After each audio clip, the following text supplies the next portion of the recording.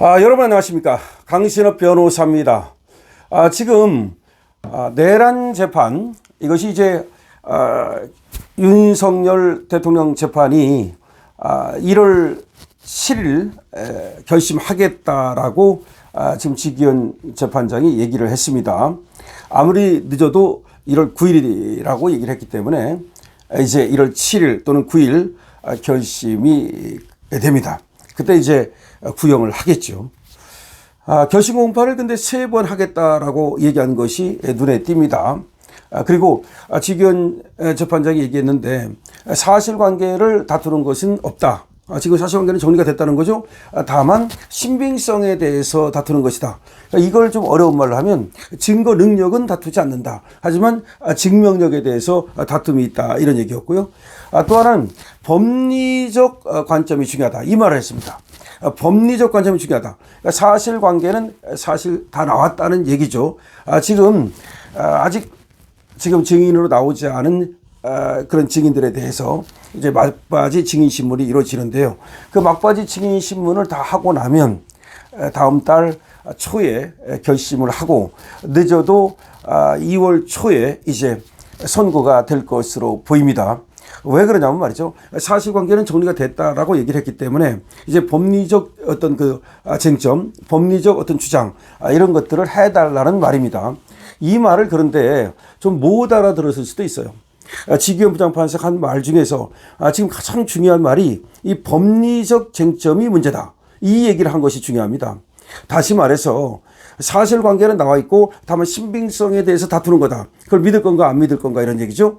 자, 그러면 이제 안 믿는다 그러면 그것이 이제 날아가는 거고 그다음에 이제 그 증거 능력과 증명력을 인정한다 그러면 그게 증거는 되는 건데, 그렇다 하더라도 이것이 법리적으로 내란죄가 되는가의 문제죠. 내란죄가 되기 위해서는 국토를 참전하거나 국헌을 문란하게 하는 그런 어떤 폭동 행위가 있어야 되는데, 누가 뭐래도 지금 형사법학자나 헌법학자나 이것이 말이죠, 폭동이 될 수는 없고 따라서 내란이 될 수 없다고 얘기하는 거 아닙니까? 더군다나 최고 지도자, 그러니까 대통령이든 누구든 최고 지도자가 그렇게 구테타를 일으켜갖고 내란을 일으킨 경우는 세계 역사상 한 번도 없다는 겁니다. 원래 내란이라고 하는 것은 권력을 빼앗을 목적으로 그렇게 폭동을 일으키는 것을 말하는 것인데, 이미 권력의 정점에 있는 사람이 무슨 누구로부터 권력을 빼앗기 위해서 폭동을 일으키느냐, 그건 맞지 않는다는 거죠. 그러니까 바로 여기서부터 출발을 한다면 말이죠, 이번에 지기현 부장판사가 한 말은 상당히 시사하는 바가 크다고 말할 수 있습니다. 자, 윤석열 전 대통령 내란 혐의 사건 재판부 내년 1월 7일 표론을 종결할 것으로 예상한다고 밝힌 것인데요. 지금 서울중앙지방법원 형사부 25부 재판장 지기현, 여기서 말이죠, 1월 7일은 다 끝날 것이다, 이렇게 얘기를 한 것이고요. 통상 결심 공판이 끝나면 한두 달 안에 선고기일이 지정이 되는데, 내년 2월에 지금 인사 이동이 있거든요. 보통 법원은 말이죠. 따라서 아무래도 그 인사 이동이 2월 말쯤 있는데 그 전에 선고를 하고서 이동을 할 것으로 보여지기 때문에 2월 중순까지는 늦어도 제가 볼 때는 선고를 할 것으로 보이고요. 더군다나 사실관계는 나왔고 다만 그 신빙성만 다투는 것이라고 얘기한 걸로 봐서 재판부에서 아마 증거관계는 다 정리를 이미 끝냈을 것이다. 그러면 결국은 이제 판결문 쓰는 것만 남았는데, 판결문 쓰는 것도 초안은 완성이 거의 됐지 않겠느냐는, 그러니까 기본적인 어떤 왁구는 다 짜놨을 것이다. 그렇다면 별로 그렇게 판결문을 쓰는데 오래 걸리지 않을 것이라는 건데요. 재판부가 이렇게 말했습니다. 자, 결심 공판을 내년 1월 5일, 7일, 9일 세 차례 나눠 진행하기로 했다.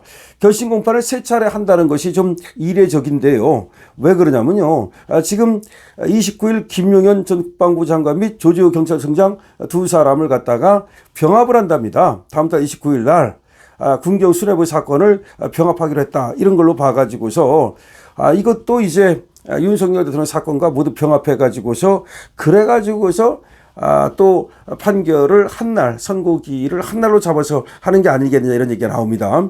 자, 그렇기 때문에 어쨌든 간에 이제 모든 것은 다 정리가 됐다고 보는 것 같아요. 김용현이든 조지호든 오랫동안 하긴 재판을 해왔으니까요. 근데 여기서 재판부가 이렇게 말했습니다. 재판부의 워딩을 그대로 말씀을 드리면 법리 논쟁이 중요합니다. 전체적 사실은 다투는 게 없는데 특정 증거의 신빙성을 다투는 것입니다.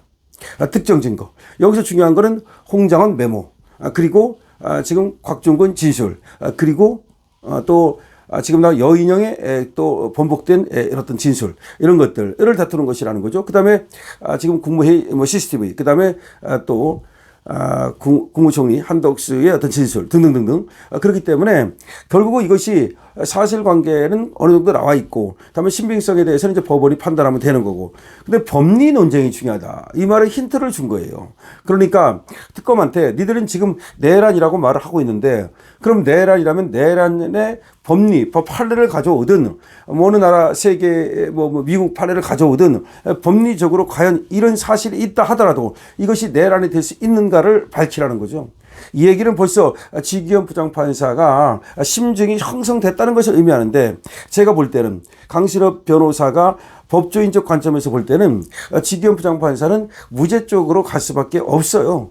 이걸 유죄로 가기 위해서는 말이죠, 이걸 갖다가 내란죄라고 해야 되는데 내란죄의 법리에 맞냐는 거죠. 구성요건 위법성 책임이라고 그러는데, 구성요건, 그러니까 국토를 참전하거나 국토를 참전했다는 얘기는 뺏었다는 말입니다. 예를 들어서 한 지역을 갖다가 뺏었다는 말이야. 경기도 지역을 뺏었다는 말이야. 그리고 국헌을 물러나게 해야 되는데, 국헌이 물러나게 한다는 말은 헌법의 어떤 기능을 갖다 정지시켰다는 얘기야. 그래서 예를 들어서 어떤 국가기관을 갖다 마비시켰다는 얘기야. 그래야 되는데 지금 국회가 마비됐습니까? 전혀 마비 안 됐습니다. 마비가 안 됐기 때문에 계엄 해제 요구를 했던 거죠. 전혀 그런 일이 없습니다. 그러면 그걸 하려고 시도했으니까 내란에 무슨 미수가 되는 거 아니냐, 또는 예비 음모가 되는 거 아니냐, 그런 식으로 이제 가져갈 수가 있어요. 하지만 내란의 예비 음모라는 것도 그래요. 내란의 예비 음모가 되기 위해서는 일단 내란죄가 국토를 참전하거나 국헌을 물러나게 할 그런 어떤 목적으로 폭동을 했어야 되는데, 그런 목적으로 폭동했냐는 거죠. 그렇지 않다는 거죠. 그렇기 때문에 결과적으로 법리적 이 쟁점이 중요하다는, 여기에 키포인트가 있다고 생각합니다. 여기에 키포인트가 있다. 그러니까 이미 지기현 판사는 윤석열 대통령의 이 내란 사건에 대해서 심증을 형성하지 않았나라는 생각이 들고요. 그래서 일단 사실관계를 다투는 것이 없는데 신빙성을 다투는 거다, 이 말도요, 지금 증거 능력을 설사 인정한다 하더라도 이걸 믿을 수 있느냐는 말, 그리고 여기서 믿을 수 있다는 말은 뭐냐면 특검이 내놓은 증거를 갖다가 과연 유죄의 증거로 쓸 수 있느냐는 걸 말하는 거거든요. 그런데 지금 전체적인 어떤 법적 관점에서 본다면, 그러니까 형사재판적 관점에서 본다면 이미 지기현 부장판사는 사실상 무죄로 방향을 잡았다. 그렇기 때문에 추미애라든가 내지는 지금 민주당에서 낌새를 채고서 내란 전담재판부를 자꾸 얘기하는 거예요. 그래서 지기현 판사를 믿을 수 있겠나, 그 말이야. 재판부를 믿을 수 있겠나. 그래서 내란 전담재판부를 자꾸 불을 떼고 있는 거죠. 어쨌든 지기현 부장판사는 법리적 쟁점이 중요하다, 이 말 속에 키포인트가 있습니다. 강신업TV입니다. 강신업TV는 여러분께 지금 쇼핑몰을 선보이고 있습니다. 강신업TV의 쇼핑몰 많이 이용해 주시기 바랍니다. 그리고 강신업TV 회원 많이 가입해 주시고요. 강신업TV에서 여러분께 자율구독료 번호 올려드리고 있으니까요, 여러분들께서 자율구독료 한번 보시고 강신업TV에 응원해 주시기 바랍니다. 강신업TV입니다.